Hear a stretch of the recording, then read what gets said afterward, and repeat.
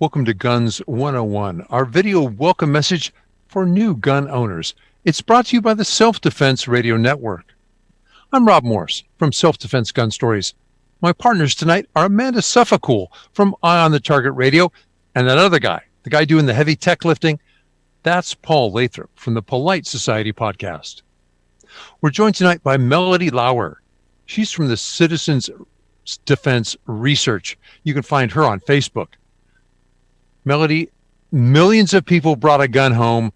It's in the box. They didn't get a chance to go to the classes they wanted, to take the training classes at the range. It's quarantine. How do we get them safe? How do they find out about their gun? Well, you can always start by reading the manual. And I know that seems, I know, right? That seems really just kind of like, meh. But, that's one of the best places. And I got to kind of tell a little bit of a story to this. One of my really good friends, great firearms instructor now, when she started out, she actually was rather anti-gun. And she had an incident that happened to her that made her want to get a firearm. And her first thing that she did was bring it home, read the manual front to back, and learn how to take it apart and put it back together. And the reason for this was because she wanted to know what made it go off. Because in her mind, she'd heard that narrative all the time that guns just go off, right? And the mainstream media always talks about that. Well, guy dropped his gun and it just went off. And she wanted to know how guns just went off. And having a bit of a mechanical mind, she wanted to see the parts and how it worked so that she could see if this was possible, if it would happen. And after reading the manual and after taking apart her gun and seeing how it worked, and then she did some research on YouTube and did some, some takedowns and how does this work and how does the firing pin and what actually makes the gun fire, and when I pull the trigger, what's actually happening mechanically to make this whole process happen. She went, oh, guns don't actually just go off. You actually need, and it gave her significantly more confidence in not only owning a firearm, but eventually getting to the point where she could carry a firearm, because she was legitimately afraid that a gun sitting on a table would just go off, because that's what she'd heard over and over and over again in the media. And being able to go through that process of that own learning and seeing, how it worked and taking it apart and putting in that personal investment, that personal knowledge, gave her way more confidence than just watching someone shoot or going to a class and being told, hey, just shoot your gun, because she needed to know how it worked. And that I've learned that when you come to, when you have a student particularly who is very, very fearful of that aspect of the gun. Well, won't it just go off? And I don't want to carry it because what if it goes off?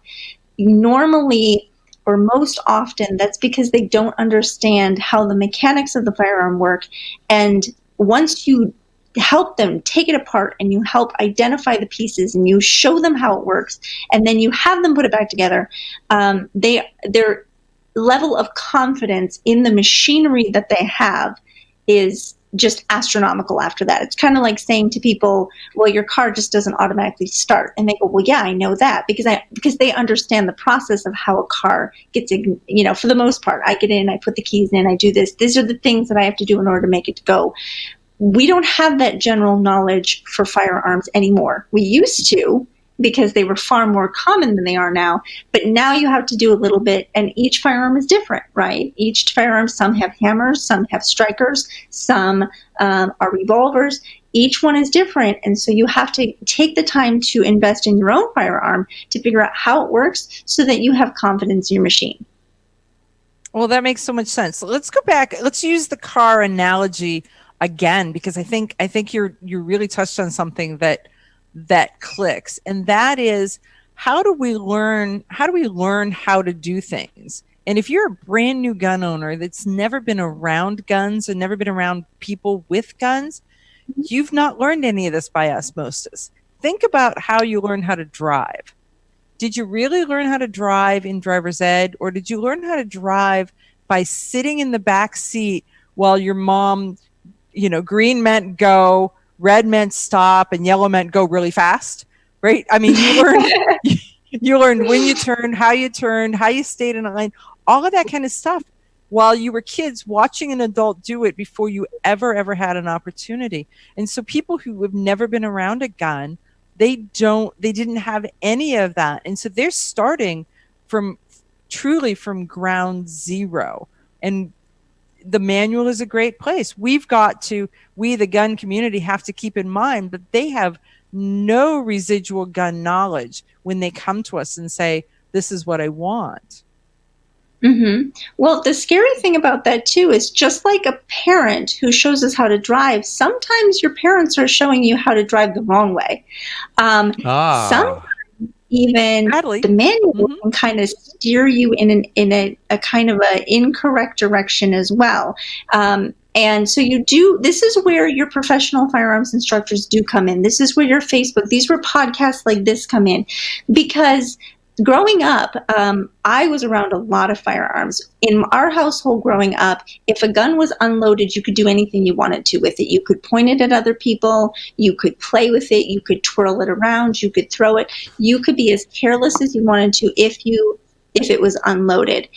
And it took me until my adulthood, until I realized that this was actually a very negligent and bad practice. I was standing in a gun store. This was even before I turned 21, and I had a handgun, and I rested the barrel of the gun right in the palm of my hand. And the clerk at the store urged me not to do that. And I said, why not? It's unloaded. And he kind of walked me through the safe rules of gun handling, and was like, hey, would you be willing to take that chance and put a bullet through your palm? And I was like, come to think of it, no. And I realized that just because my parents did it didn't mean it was the best practice. Just like your mom racing through the yellow light as fast as she possibly can doesn't necessarily mean that's the best practice. So I really had to get over this idea of just because my parents did it, just because, well, I survived, so my kids will survive. That's not necessarily the best way to think of things. We want to do the best that we can. And sometimes you might read something through the manual and you see, the manual suggests, something, or is very vague about something, and you're not quite sure. And you say, well, this is what the manual says, and so therefore it must be good. Remember that manuals are sometimes written by people who are not gun people, just like software manuals are written for non-computer people. Sometimes you actually have to have someone who is a gun person to interpret things a little bit better for you. And if there's a place where you're like, hey, well, the manual says this, so it must be okay. You might want to get a little bit more information about that. You want to make sure that you are doing the best practices, not just the okay practices or the, well, my parents did it, so it must, and I'm still here, so I guess it's okay practices, because that's a really low bar in some cases. I remember finding a firearm underneath of my brother's bed when I was a child and just playing with it and putting it back. And I really didn't think of it until I was an adult that was a very negligent thing for my parents to allow happen, because that could have ended very, very badly. And the only reason it didn't was because I had a little bit of education and I wasn't completely clueless. But it was still negligent. Even though, I was educated and I was able to keep something bad from happening, that doesn't mean that I should have had access to it. So be mindful of that. What practices did maybe I see? Maybe I saw something in a movie that looked cool. Is that really the best practice? Maybe my parents did something with a firearm, or maybe a friend of mine did something with a firearm. Maybe he was careless with it. Maybe he pointed at someone and said, oh, it's just unloaded. Is that really the best practice? You really want to establish the ground rules for best practices, not just okay practices.